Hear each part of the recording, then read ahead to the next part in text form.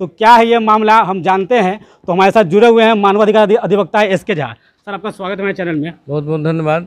देखिए, अभी जो पूरे मुजफ्फरपुर शहर में जो ट्रैफिकिंग का व्यवस्था का सकारात्मक प्रयास जिला प्रशासन के द्वारा किया जा रहा है, यह काबिल तारीफ़ है। इसको हम सकारात्मक दिशा में कह सकते हैं, लेकिन इसमें कुछ त्रुटि हैं।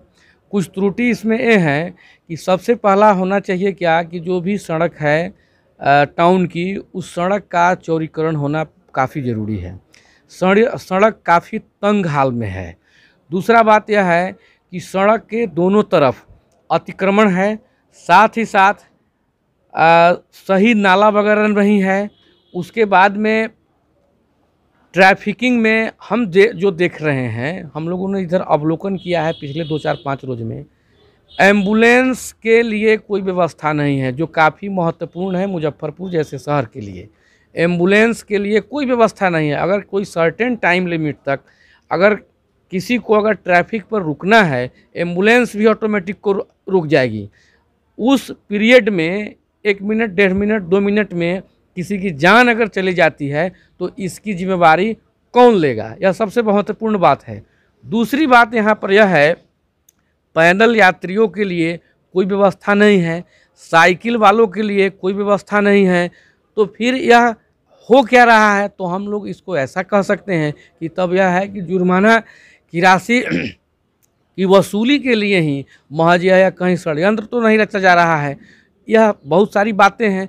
अब सड़क की जो चौड़ाई का जो डिफिनीशन है, वो डिफिनीशन के अंतर्गत अगर हम लोग मानते हैं कि नहीं इसको हम लोग सड़क कहते हैं, तो उस डिफिनीशन के हिसाब से पूरे मुजफ्फरपुर टाउन में कहीं भी सड़क नहीं है, क्योंकि उसमें पैदल यात्रियों के लिए फुटपाथ की व्यवस्था होनी चाहिए, नाला का व्यवस्था होना चाहिए। ऐसा कहीं पर भी नहीं है टाउन में। मतलब कि शहर में कहीं सड़क है ही नहीं, और सिर्फ एक लोगों को भय दिखलाने के लिए एक ट्रैफिकिंग में सिग्नल वगैरह सबका पॉइंट्स बना दिया गया है।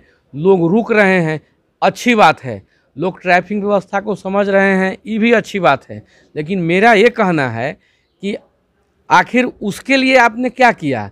जो जीवन और मौत से संघर्ष कर रहा है, उसके लिए आप आतुर वाहन के लिए भी सोचना होगा। फुटपाथ पर जो पैदल यात्री हैं चलने वाले, उस पर भी सोचना होगा। व्यवस्था अगर आप नहीं कर पा रहे हैं तो वसूली कर रहे हैं। जैसे लग रहा है कि मुजफ्फरपुर अब लंदन बनिए गया हुआ है, अब हम लोग लंदन में रह रहे हैं। लेकिन ये सब चीज़ गलत बात है। इस पर सरकार को ध्यान देना चाहिए। और मुजफ्फरपुर में पूरे उत्तर बिहार के सबसे ज़्यादा लोड इस शहर पर है, क्योंकि यह कमिश्नरी है।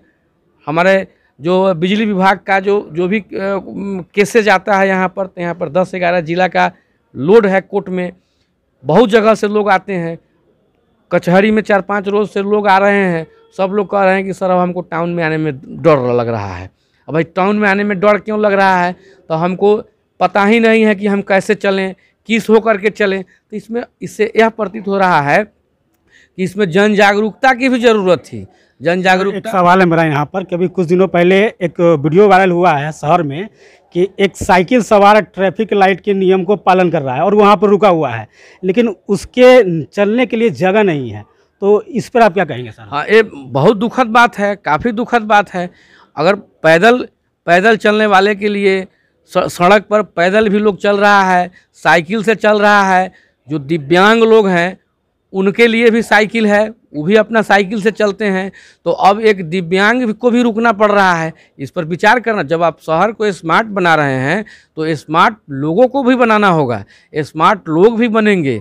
जब तक यह जन जागृति नहीं होगा तब तक कैसे होगा? अभी हम देखे हैं, अभी हाल में हम देखे हैं कि अब सर्टेन टाइम तक रुका हुआ था धूप में, और एक दिव्यांग हैं, वो भी जो है सो बेचारा भीड़ में खड़े हुए थे।